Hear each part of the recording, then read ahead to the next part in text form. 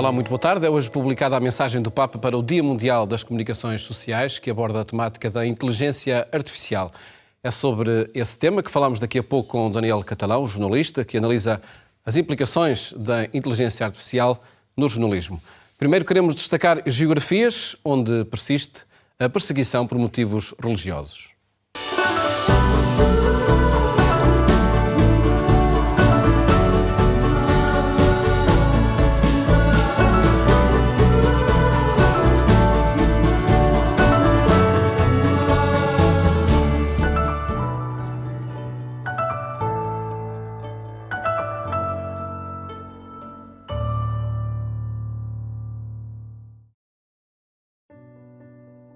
A guerra, desde outubro, na faixa de Gaza, leva-nos muitas vezes a esquecer o que se passa na Cisjordânia. Há cada vez menos cristãos na Cisjordânia. Calcula-se que serão menos de 1%. São muito poucos, mas carregam, no entanto, todo o peso da história. Carregam a responsabilidade de não quererem deixar morrer uma presença religiosa que tem já mais de 2000 anos. Rafi Gatas é um dos responsáveis pela mobilização dos jovens cristãos locais, organizando retiros, momentos de oração e até campos de férias. Gatas nunca perde uma oportunidade para fazer ouvir a sua voz, para lembrar ao mundo que os cristãos da Cisjordânia estão a atravessar uma crise. Como ele vai dizer já de seguida, há o risco de pertencer à última geração cristã da Terra Santa. Since we were kids, we knew that we are living in the most important land for us Christians, the Holy Land. But 2000 years after resurrection, we are facing danger to become the last Christian generation of the Holy Land. We are less than 1% of the society because the immigration. The main reason is that we are not living in a safety area.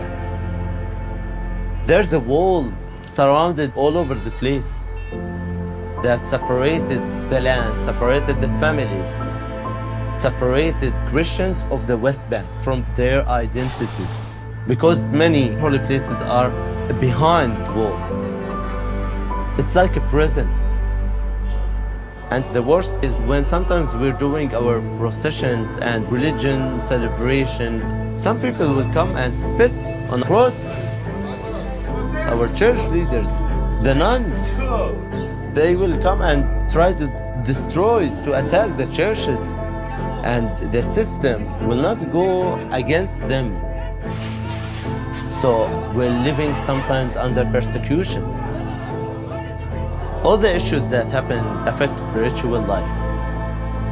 So there's a great need nowadays that we need to evangelize the Christian youth of Holy Land. We do 3 times a year the prayers, summer camps, but it's not continuous.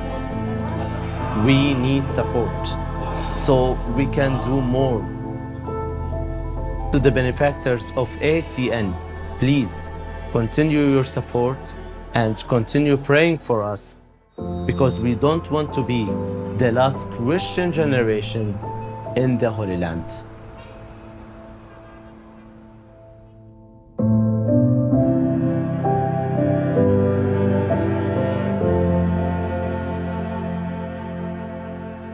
É um grito de alerta. Rafi Gatas, que escutamos ainda em agosto, ele participou na Basílica dos Mártires, num dos eventos mais significativos da Fundação AIS na Jornada Mundial da Juventude. Este jovem de 26 anos pede a nossa ajuda e a solidariedade antes que seja tarde demais. A guerra na faixa de Gaza está a tornar quase impossível a vida dos cristãos nesta região. Ainda agora, o Natal foi comemorado em todo o mundo, menos na terra de Rafi Gatas, precisamente o local onde Jesus nasceu.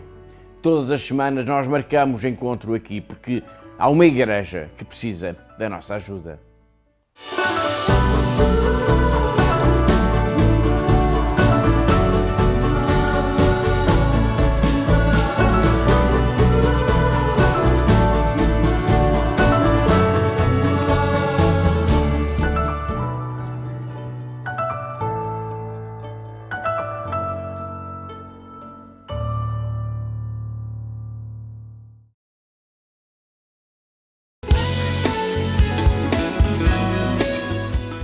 jovens de diferentes confissões cristãs rezaram em conjunto pela unidade.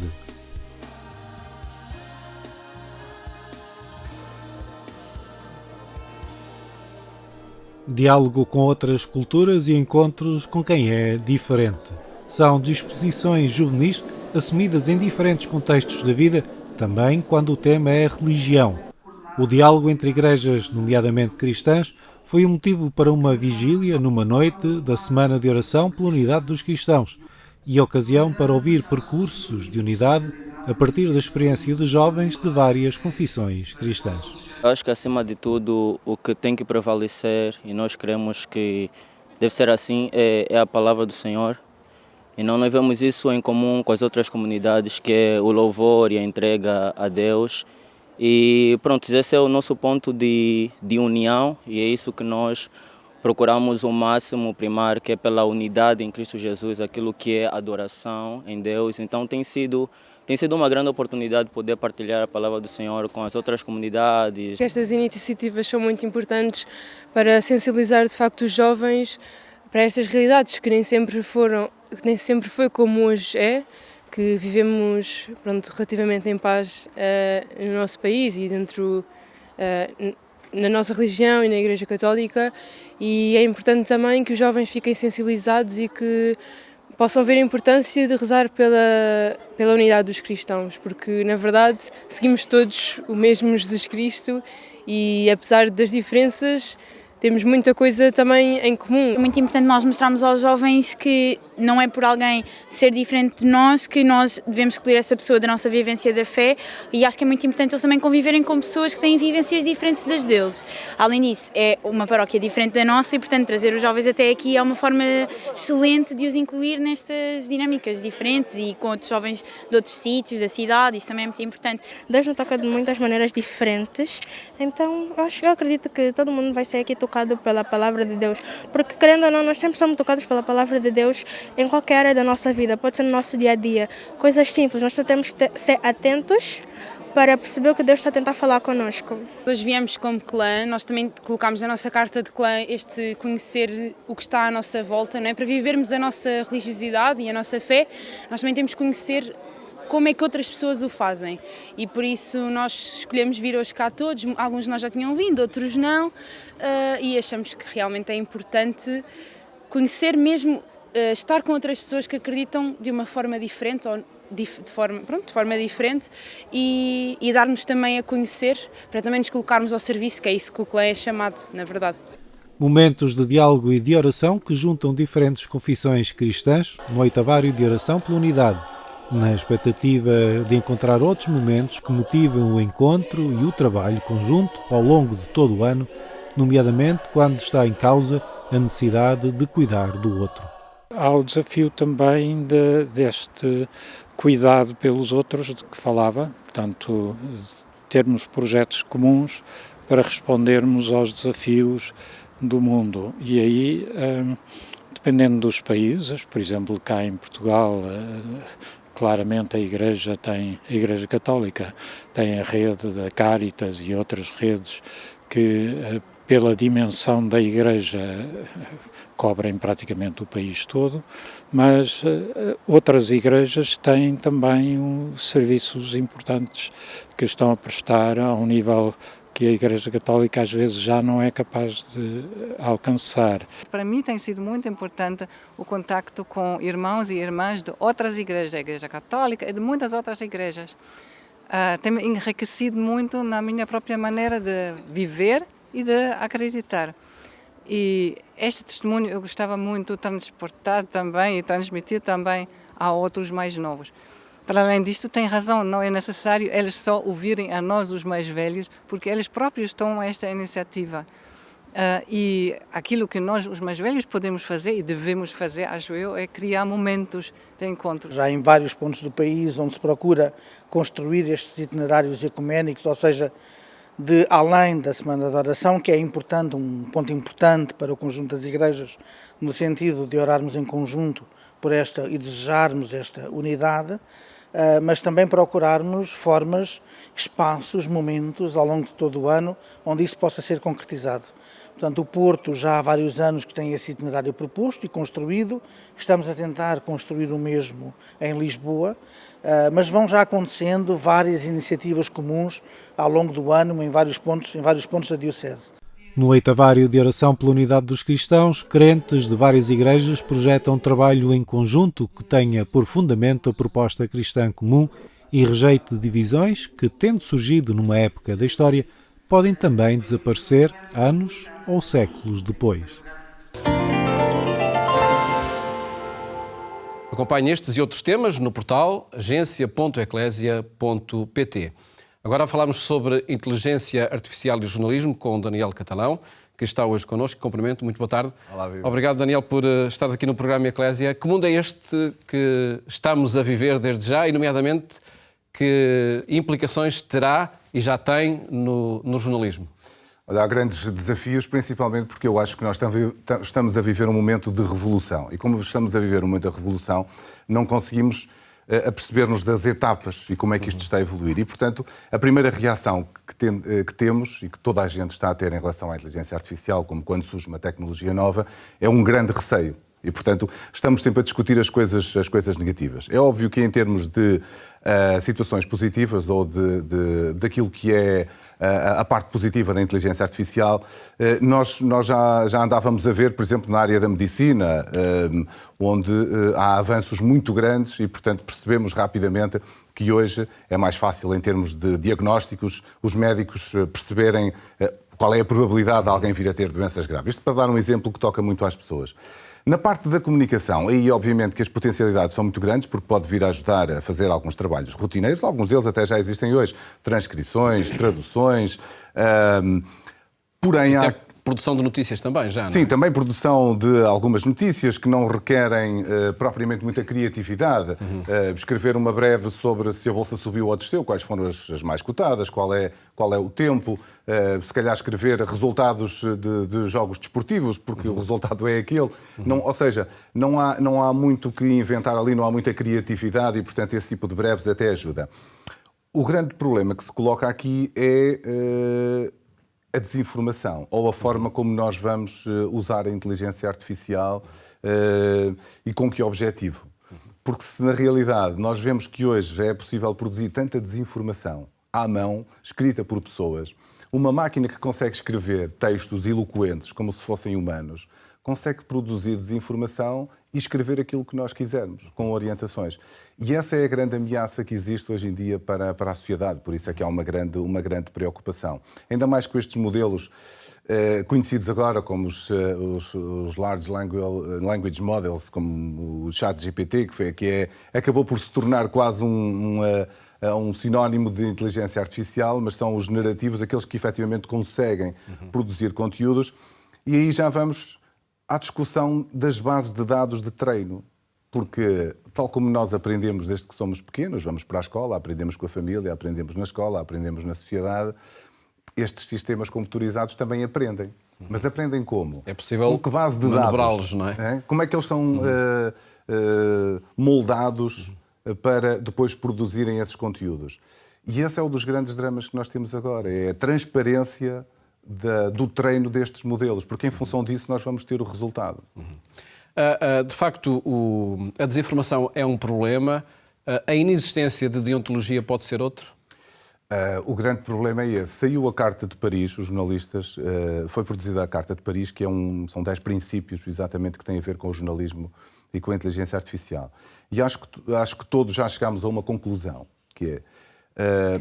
há produtos, de facto, há produtos noticiosos que podem ser feitos pela máquina. Mas o princípio é sempre, tudo tem que passar pelo controle humano. Portanto, nada pode ser feito pela máquina e publicado pela máquina sem antes passar pelo crivo do humano, exatamente para perceber o que é que ali foi escrito e o que é que vai sair. E o perigo pode ser esse, da máquina se transformar num meio de comunicação. Sim, ela própria. Pode, porque o que nós temos a ver até agora, e todos os riscos, são as das chamadas alucinações. É o nome que se dá à alucinação da máquina. O que é a alucinação da inteligência artificial? É quando ela preenche o vazio. Quando ela começa a escrever, e ela recebe uma ordem para escrever alguma coisa, e ela vai escrever. Se não encontra os dados específicos que quer, ela vai inventá-los. vai procurar outros e vai começar a introduzir dados que ou não existem. Portanto, existem escritores que são citados que nunca existiram, existem livros que não existem, inventa dados. E, portanto, essas chamadas alucinações são um grande risco. E mesmo nos modelos em que se diz nós vamos treinar num modelo fechado, só nosso, e, portanto, isto fica controlado. Mesmo assim não fica. A tendência da máquina alucinar, como se costuma dizer, ou então fabular, também é um termo que está muito agora em voga, é grande. Ou seja, a máquina pode até começar a escrever algo que é real, mas depois inventa tudo o resto. E esse é que é o receio do que é que pode acontecer se deixarmos as máquinas sozinhas.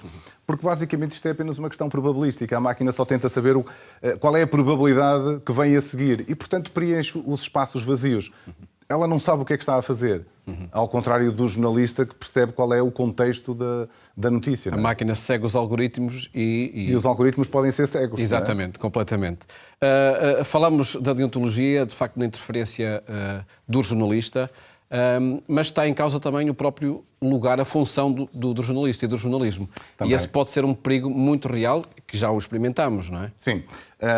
Obviamente que sempre que vem uma nova tecnologia que tem potencial para substituir o humano, isso vai acontecer mais tarde ou mais cedo em diversas funções. Já vimos isso no passado, às vezes até exageramos no risco, mas há profissões que desaparecem, ou então podem ser menos. E obviamente que agora o que se discute é isso, mas os jornalistas também correm o risco de ser substituídos.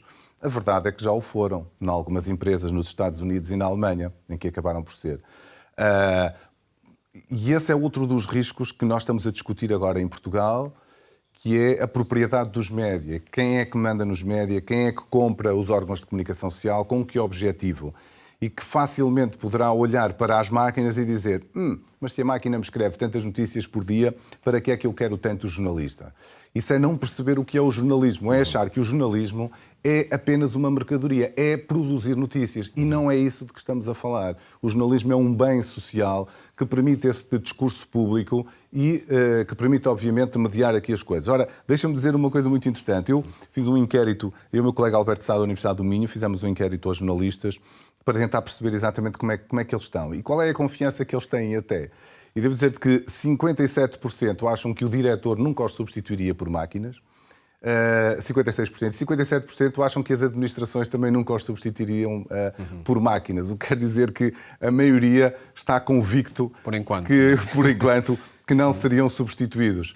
Mas, infelizmente, os dados recentes que nós vemos até da crise que se vive em Portugal, e, por exemplo, da Global Média, mostra como os lugares não estão assim tão garantidos como isso, não é? E um olhar muito redutor pode pôr em causa também os lugares dos jornalistas. Não é? E os algoritmos comerciais, que também os existem, são implacáveis, não é? E aí já entrávamos na ética, porque, por exemplo, um algoritmo que desvia o tráfego é uma questão ética. Nós muitas vezes não pensamos nisso, mas nós temos um algoritmo que está a funcionar e no tráfego da internet te desvia o tráfego para um lugar e não para o outro, está a tomar uma decisão.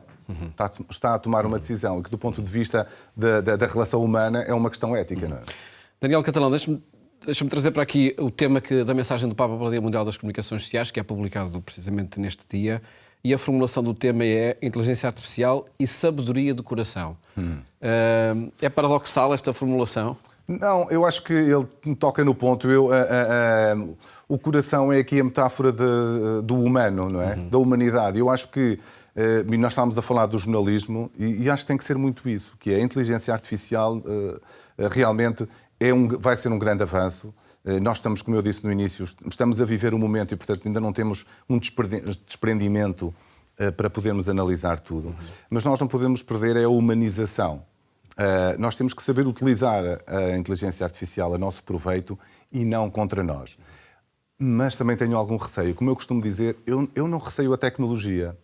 Eu receio é o homem, porque o homem é que é o problema, porque o homem é que pega na faca de cozinha e mata em vez de cortar os legumes. E, portanto, é esse o risco que existe com a inteligência artificial. Pode ser usada exatamente ao contrário, porque também, como eu costumo dizer sempre, a inteligência artificial não é apenas mais uma ferramenta. Nós temos que nos convencer disso quando discutimos a inteligência artificial. Um martelo não decide pregar um prego, mas a inteligência artificial sugere, analisa e faz mesmo coisas. E, portanto, é muito diferente daquilo que estávamos habituados até agora. Poderíamos dizer que, mesmo diante, enfim, da digitalização completa, de uma evolução tecnológica que estamos a enfrentar, essa evolução reivindica, sobretudo, a presença do humano. Sempre. Eu acho que o humano aqui é a chave. E a grande luta que existe atualmente, e acho que é o nosso grande receio, é que pela primeira vez, de facto, o ser humano criou uma tecnologia que lhe provoca receio que possa ser substituído. Porque agora nós estamos efetivamente a falar de algo que, se não vier a ser senciente, não vier a ter consciência de si próprio, pode pelo menos ter consciência de que o humano se calhar lhe pode fazer mal e pode tomar conta do assunto pelas mãos próprias, não é? E só para terminar, porque nós achamos que enfim, é tudo muito controlável, mas convém alertar, a parte positiva é excelente, mas convém alertar sempre para a parte negativa para podermos estar atentos. E, ao contrário de tudo o resto, nós podemos ter 100 pessoas a estudar medicina numa sala de aula. O professor é fantástico, eles aprendem, mas se calhar só 2 é que vão ser excelentes, é que vão ser verdadeiros crânios na medicina. Se nós tivermos 100 computadores para serem treinados com a inteligência artificial, logo que treinemos um computador, todos os outros instantaneamente têm a mesma capacidade.